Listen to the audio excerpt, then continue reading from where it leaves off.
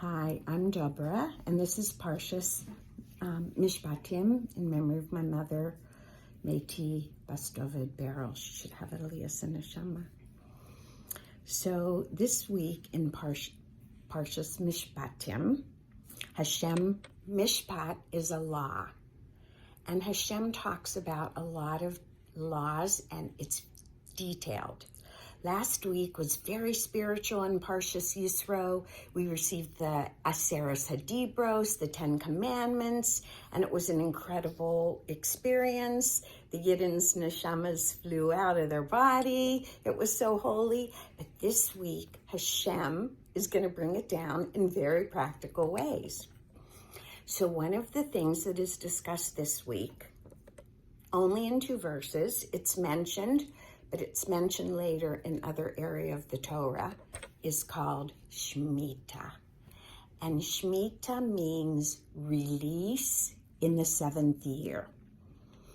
So this is talking about the land. The land shall rest, you shall not sow, you shall not prune, you shall not harvest. So in reality, what does this mean? What is released? So 2 things are released. Money debts are released, and personal ownership of the land is also released. So anyone can come to a field. It originally started out with more of poor people, but anyone can come and take what they need, only what they need for their families. So during the late 1800s, the Yidden started to settle the land agriculturally. And this was the time of the Yishuv movement. So what was happening was they were just getting the experience, they were building up their momentum with the land, and then it was a Shemita year.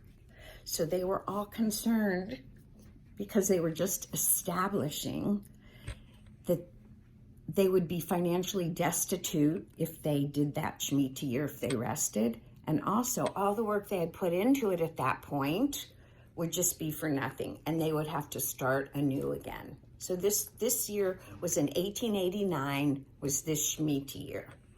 So Rav Kook saw the concerns, and he developed something called the Heter Mechira.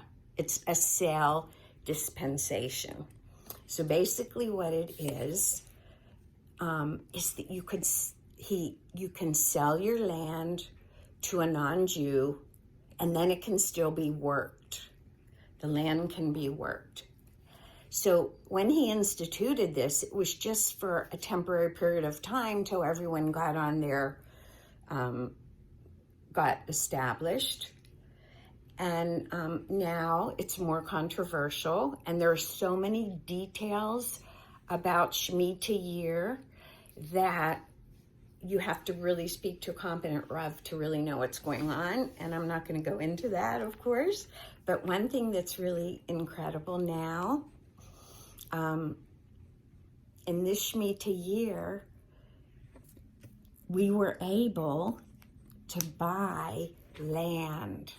So if we contributed a certain amount of money, I think it was $360, we could, and I did, acquire 1 amma, and I don't know how big an amma is, but I own 1 amma of land in Eretz Yisrael, and because of that, I get to follow Shemita.